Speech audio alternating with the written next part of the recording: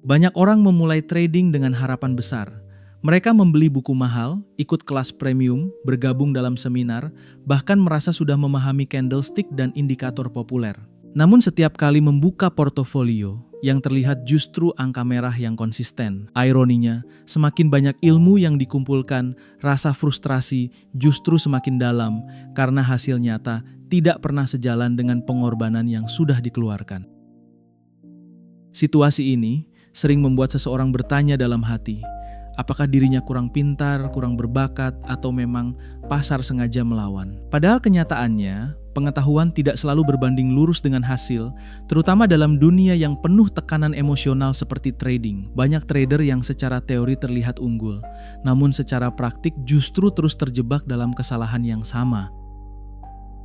Dalam psikologi dikenal fenomena Dunning-Kruger Effect, kondisi ketika seseorang merasa sangat percaya diri setelah mempelajari sedikit hal, padahal kompetensinya masih dangkal. Di trading, ini sering muncul saat pemula baru memahami 1-2 indikator, lalu merasa sudah mampu menaklukkan pasar. Rasa percaya diri ini berbahaya karena menciptakan ilusi kontrol atas sesuatu yang sebenarnya sangat kompleks dan tidak bisa ditebak secara sederhana.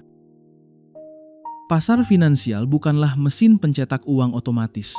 Ia adalah arena transfer kekayaan dari mereka yang impulsif dan tidak sabar kepada mereka yang tenang dan disiplin. Pasar tidak memberikan hadiah pada orang yang paling rajin belajar, tetapi pada mereka yang paling mampu mengendalikan diri di tengah ketidakpastian. Disinilah banyak orang salah memahami hakikat permainan ini. Kesalahan persepsi paling umum adalah keyakinan bahwa kerugian terjadi karena belum menemukan indikator rahasia atau strategi pamungkas. Chart dipenuhi garis dan sinyal baru, padahal akar masalah seringkali sama sekali tidak berada di grafik. Yang rusak bukan metodenya, melainkan cara seseorang bereaksi terhadap rugi, takut, dan harapan yang berlebihan. Di Indonesia, ilusi ini semakin diperparah oleh realitas sosial. Media sosial dipenuhi potongan profit, saldo rekening, dan gaya hidup mewah yang dipamerkan tanpa konteks prosesnya. Tidak ada cerita tentang kerugian, tekanan mental, atau kesalahan fatal yang pernah terjadi. Akibatnya, banyak orang membandingkan proses berdarah mereka dengan hasil akhir orang lain yang terlihat sempurna. Karena itu, sebelum menyalahkan pasar, broker, atau mentor, ada satu langkah yang jauh lebih penting, berani bercermin dan mengevaluasi diri secara jujur. Trading yang berkelanjutan bukan soal seberapa canggih analisismu, melainkan seberapa stabil dirimu saat uang benar-benar dipertaruhkan. Inilah fondasi utama video ini, bahwa kesuksesan trading hanya 10% teknikal dan 90% pengendalian diri. Musuh terbesar dalam trading seringkali bukan pasar, melainkan ego yang bersembunyi di balik keputusan kita sendiri.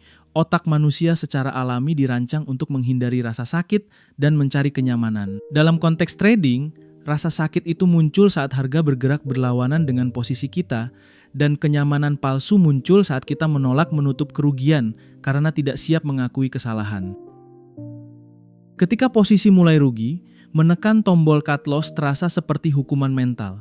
Bukan karena uangnya semata, tetapi karena tindakan itu menabrak harga diri. Otak lebih memilih berharap harga akan berbalik daripada menerima fakta bahwa keputusan awal ternyata keliru. Harapan ini bukan strategi, melainkan mekanisme pertahanan diri yang sering berakhir dengan kerugian lebih besar. Dari sinilah lahir perilaku berbahaya yang dikenal sebagai revenge trading.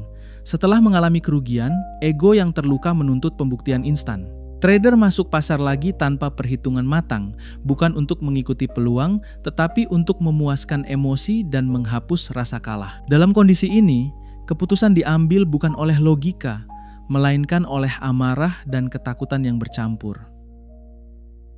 Banyak trader terjebak pada kebutuhan untuk selalu benar, bukan untuk menghasilkan profit. Mereka lebih memilih menahan posisi rugi berhari-hari demi membuktikan bahwa analisis awalnya tidak salah. Padahal, pasar tidak pernah peduli pada opini pribadi. Keinginan untuk benar justru sering menjadi penghalang terbesar menuju hasil yang konsisten. Tekanan ini diperkuat oleh budaya malu yang masih kuat di masyarakat kita. Mengakui kerugian sering dianggap sebagai tanda kebodohan atau kegagalan. Akibatnya, Banyak trader menyembunyikan kondisi akun mereka dari keluarga atau pasangan dan semakin terisolasi secara emosional. Beban mental ini perlahan menggerogoti kejernihan berpikir saat mengambil keputusan berikutnya. Bias kognitif lain yang tak kalah berbahaya adalah confirmation bias. Saat sudah membuka posisi, otak cenderung hanya mencari informasi yang mendukung keputusan tersebut. Berita positif diperbesar, sinyal bahaya diabaikan. Chart seolah dibaca sesuai keinginan bukan sesuai kenyataan. Dalam kondisi ini, trader tidak lagi melihat pasar apa adanya, melainkan seperti yang ingin ia lihat. Penting untuk memahami bahwa intuisi profesional bukanlah bisikan emosional sesaat.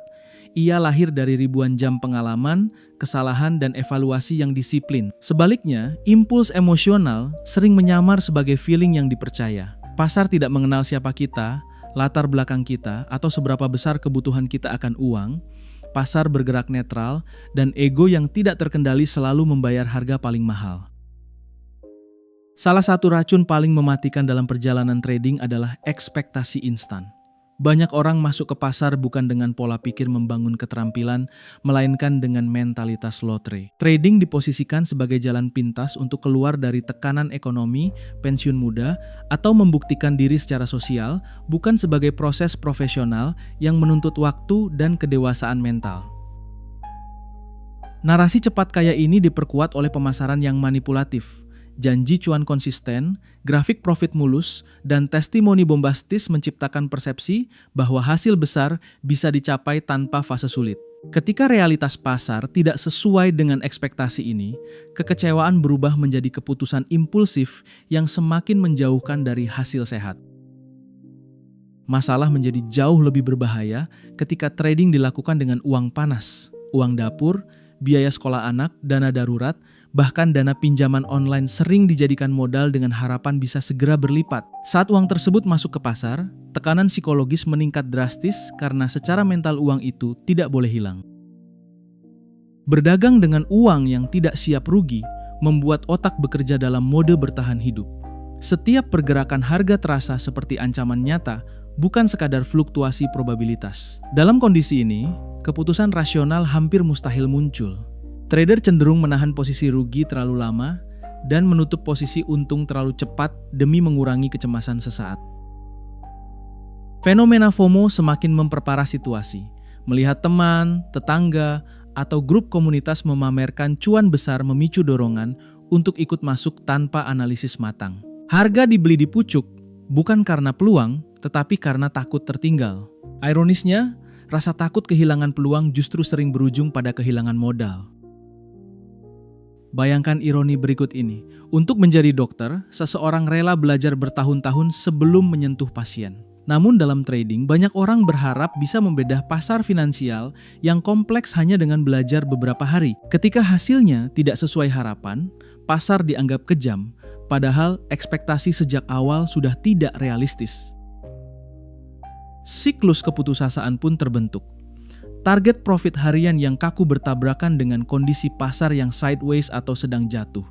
Emosi naik turun mengikuti chart, bukan mengikuti rencana. Jalan keluar dari jebakan ini bukan dengan target uang harian, melainkan dengan fokus pada satu hal yang bisa dikendalikan, eksekusi rencana trading secara disiplin tanpa kompromi. Salah satu racun paling mematikan dalam perjalanan trading adalah ekspektasi instan. Banyak orang masuk ke pasar bukan dengan pola pikir membangun keterampilan, melainkan dengan mentalitas lotre. Trading diposisikan sebagai jalan pintas untuk keluar dari tekanan ekonomi, pensiun muda, atau membuktikan diri secara sosial, bukan sebagai proses profesional yang menuntut waktu dan kedewasaan mental. Narasi cepat kaya ini diperkuat oleh pemasaran yang manipulatif. Janji cuan konsisten, grafik profit mulus, dan testimoni bombastis menciptakan persepsi bahwa hasil besar bisa dicapai tanpa fase sulit. Ketika realitas pasar tidak sesuai dengan ekspektasi ini, kekecewaan berubah menjadi keputusan impulsif yang semakin menjauhkan dari hasil sehat. Masalah menjadi jauh lebih berbahaya ketika trading dilakukan dengan uang panas, uang dapur, biaya sekolah anak, dana darurat, bahkan dana pinjaman online sering dijadikan modal dengan harapan bisa segera berlipat. Saat uang tersebut masuk ke pasar, tekanan psikologis meningkat drastis karena secara mental uang itu tidak boleh hilang. Berdagang dengan uang yang tidak siap rugi membuat otak bekerja dalam mode bertahan hidup. Setiap pergerakan harga terasa seperti ancaman nyata, bukan sekadar fluktuasi probabilitas. Dalam kondisi ini, keputusan rasional hampir mustahil muncul. Trader cenderung menahan posisi rugi terlalu lama dan menutup posisi untung terlalu cepat demi mengurangi kecemasan sesaat. Fenomena FOMO semakin memperparah situasi. Melihat teman, tetangga, atau grup komunitas memamerkan cuan besar memicu dorongan untuk ikut masuk tanpa analisis matang. Harga dibeli di pucuk bukan karena peluang, tetapi karena takut tertinggal. Ironisnya, rasa takut kehilangan peluang justru sering berujung pada kehilangan modal. Bayangkan ironi berikut ini. Untuk menjadi dokter, seseorang rela belajar bertahun-tahun sebelum menyentuh pasien. Namun dalam trading, banyak orang berharap bisa membedah pasar finansial yang kompleks hanya dengan belajar beberapa hari. Ketika hasilnya tidak sesuai harapan, pasar dianggap kejam, padahal ekspektasi sejak awal sudah tidak realistis. Siklus keputusasaan pun terbentuk. Target profit harian yang kaku bertabrakan dengan kondisi pasar yang sideways atau sedang jatuh. Emosi naik turun mengikuti chart, bukan mengikuti rencana. Jalan keluar dari jebakan ini bukan dengan target uang harian, melainkan dengan fokus pada satu hal yang bisa dikendalikan, eksekusi rencana trading secara disiplin tanpa kompromi. Banyak trader merasa sudah memiliki strategi yang bagus, namun tetap mengalami kehancuran modal secara perlahan. Masalah utamanya bukan pada arah analisis, melainkan pada absennya manajemen risiko yang masuk akal. Dalam trading, bertahan hidup jauh lebih penting daripada terlihat pintar. Tanpa pengelolaan risiko, bahkan strategi yang sesekali benar akan tetap membawa akun menuju kebangkrutan. Secara matematis, kerugian besar memiliki dampak yang tidak simetris. Ketika modal turun 50%, dibutuhkan keuntungan 100% hanya untuk kembali ke titik awal. Fakta sederhana ini sering diabaikan karena trader lebih fokus mengejar untung besar daripada melindungi modal. Padahal, semakin dalam kerugian, semakin berat beban psikologis dan semakin sempit ruang untuk bangkit. Kesalahan umum lainnya adalah obsesi berlebihan pada titik masuk. Banyak trader menghabiskan waktu mencari entry sempurna, namun tidak pernah benar-benar memikirkan bagaimana dan kapan harus keluar. Exit strategi dan ukuran posisi sering dianggap sepele, padahal justru di sanalah risiko sebenarnya ditentukan. Tanpa perhitungan lot yang tepat, satu kesalahan bisa menghapus hasil kerja berbulan-bulan. Kebiasaan averaging down pada aset yang jelas bermasalah juga menjadi jalan cepat menuju kehancuran. Membeli lagi hanya karena harga turun, tanpa mempertimbangkan perubahan kondisi fundamental, sama seperti mencoba menangkap pisau yang sedang jatuh. Alih-alih memperbaiki posisi, tindakan ini sering memperbesar kerugian dan mengunci trader dalam tekanan mental yang semakin berat. Trader profesional memahami bahwa kerugian kecil adalah bagian dari permainan. Mereka berani rugi berkali-kali selama setiap kerugian terkontrol dan rasio risk to reward tetap menguntungkan. Sebaliknya, trader amatir cenderung menghindari rugi kecil dan justru membiarkan rugi besar berkembang. Pola inilah yang secara perlahan menggerogoti akun hingga habis. Masalah lain yang jarang disadari adalah overtrading. Merasa harus selalu memiliki posisi terbuka, membuat trader masuk pasar tanpa alasan yang kuat. Diam dan menunggu sering dianggap tidak produktif, padahal justru disitulah disiplin diuji. Setiap transaksi memiliki biaya emosional dan finansial, dan terlalu sering masuk pasar hanya memperbesar peluang kesalahan. Bayangkan kasino yang selalu menang dalam jangka panjang, bukan karena mereka selalu benar, melainkan karena mereka mengelola probabilitas dengan disiplin ketat. Stop loss dalam trading memiliki fungsi yang sama, bukan sebagai tanda kegagalan, tetapi sebagai biaya operasional bisnis. Tanpa penerimaan terhadap biaya ini, trading bukan lagi bisnis, melainkan perjudian berkedok analisis. Perbedaan paling mendasar antara trader yang bertahan dan yang terus berputar di tempat terletak pada cara memandang aktivitas ini. Banyak orang memperlakukan trading seperti permainan tebak arah yang dilakukan di sela waktu luang. Tidak ada jam kerja jelas, tidak ada evaluasi rutin, dan tidak ada standar operasional. Ketika hasil buruk muncul, semuanya dianggap nasib, bukan konsekuensi dari proses yang berantakan. Bandingkan dengan menjalankan bisnis konvensional. Membuka toko membutuhkan pencatatan stok, arus kas, jam operasional, dan evaluasi berkala. Trading seharusnya diperlakukan dengan disiplin yang sama. Tanpa struktur, aktivitas ini berubah menjadi reaksi acak terhadap pergerakan harga. Profesionalitas bukan soal gaya bicara atau istilah rumit, melainkan soal konsistensi menjalankan proses yang membosankan namun terukur. Salah satu pilar utama profesionalitas adalah jurnal trading. Banyak trader mencatat entry dan exit, namun melupakan aspek yang jauh lebih penting, kondisi emosi saat keputusan diambil. Apakah transaksi dilakukan karena rencana, atau karena lelah, marah, dan tertekan? Tanpa catatan ini, kesalahan yang sama akan terulang karena tidak pernah benar-benar disadari. Data dari jurnal pribadi adalah cermin paling jujur bagi seorang trader. Dari sanalah terlihat pola kesalahan, jam trading yang buruk, kondisi mental yang berbahaya, dan strategi yang sebenarnya tidak cocok. Tanpa data ini, evaluasi berubah menjadi asumsi. Trader merasa sudah mencoba segalanya, padahal yang terjadi hanyalah pengulangan kesalahan yang sama dalam bentuk berbeda. Pengalaman panjang tidak otomatis melahirkan keahlian. Tanpa deliberate practice, 10 tahun trading bisa berarti 1 tahun kesalahan yang diulang 10 kali. Profesional selalu menargetkan perbaikan spesifik, satu variabel dalam satu waktu. Mereka tidak mengejar banyak perubahan sekaligus, karena tahu bahwa fokus adalah mata uang utama dalam proses belajar yang matang. Rutinitas sebelum pasar dibuka juga sering diabaikan.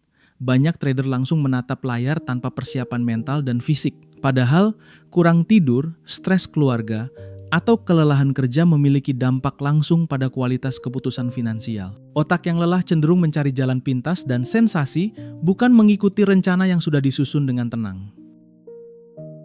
Seorang profesional memperlakukan akun tradingnya seolah mengelola dana investor asing dengan aturan ketat.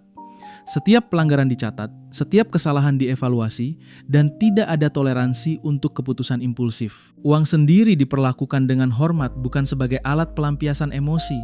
Di titik inilah trading berhenti menjadi hobi yang menguras mental dan mulai menjadi bisnis yang dijalankan dengan tanggung jawab penuh. Menjadi trader yang konsisten bukan soal menemukan teknik baru, melainkan tentang perubahan identitas. Perjalanan ini menuntut pergeseran peran. Dari seseorang yang mengejar sensasi dan pembuktian diri, menjadi pengelola risiko yang tenang dan rasional. Transformasi ini tidak terjadi dalam semalam, karena yang diubah bukan grafik, melainkan cara berpikir dan bereaksi terhadap ketidakpastian. Banyak orang mendefinisikan sukses trading semata dari angka profit. Padahal ukuran yang jauh lebih jujur adalah kemampuan untuk mematuhi trading plan sendiri tanpa negosiasi. Disiplin untuk mengikuti aturan saat pasar bergerak tidak sesuai harapan adalah fondasi sesungguhnya. Profit hanyalah konsekuensi, bukan tujuan yang dikejar dengan emosi. Langkah paling bijak bagi banyak trader adalah berani mundur selangkah. Kembali ke akun demo atau memperkecil ukuran lot secara drastis bukanlah kemunduran, melainkan strategi pemulihan psikologi. Saat tekanan emosional berkurang, kejernihan berpikir perlahan kembali. Di titik ini, kesalahan bisa diamati tanpa rasa takut, dan proses belajar menjadi lebih sehat. Trading yang berkelanjutan dibangun dengan pola pikir jangka panjang. Kekayaan tidak tumbuh dari satu transaksi spektakuler, melainkan dari efek bola salju yang berjalan lambat dan sering terasa membosankan. Konsistensi kecil yang dijaga setiap hari memiliki dampak yang jauh lebih besar dibandingkan lonjakan profit sesaat yang penuh risiko. Pasar akan selalu ada esok hari. Tidak ada kewajiban untuk selalu berada di dalam posisi dan tidak ada hukuman karena melewatkan peluang. Banyak kerugian besar justru terjadi saat trader memaksakan diri masuk pasar yang tidak kondusif. Kesabaran untuk menunggu adalah bentuk keterampilan yang sering diremehkan, padahal nilainya sangat tinggi. Kerugian di masa lalu bukanlah kutukan, melainkan uang sekolah yang mahal. Nilainya hanya muncul jika pelajaran diambil dengan jujur dan diterapkan secara nyata. Jika tidak, kerugian tersebut hanya akan terulang dalam bentuk berbeda. Setiap kesalahan menyimpan informasi berharga tentang diri sendiri, bukan tentang pasar semata.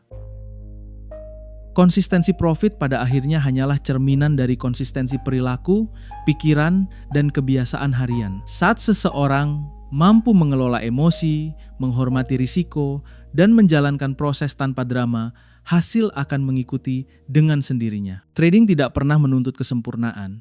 Ia hanya menuntut kedewasaan dalam menghadapi probabilitas yang tidak pernah pasti. Jika pembahasan ini terasa relevan dengan perjalananmu, jadikan momen ini sebagai titik balik untuk bersikap lebih dewasa terhadap uang dan keputusan finansial. Channel Mindset Kaya hadir bukan untuk menjual mimpi cepat kaya, melainkan untuk menemani proses membangun pola pikir yang kuat, realistis, dan berkelanjutan. Jika kamu ingin terus belajar melihat uang dengan lebih jernih, tanpa ilusi dan tanpa tekanan sosial, dukung perjalanan ini dengan berlangganan agar setiap video menjadi pengingat bahwa kekayaan sejati selalu dimulai dari cara berpikir yang benar.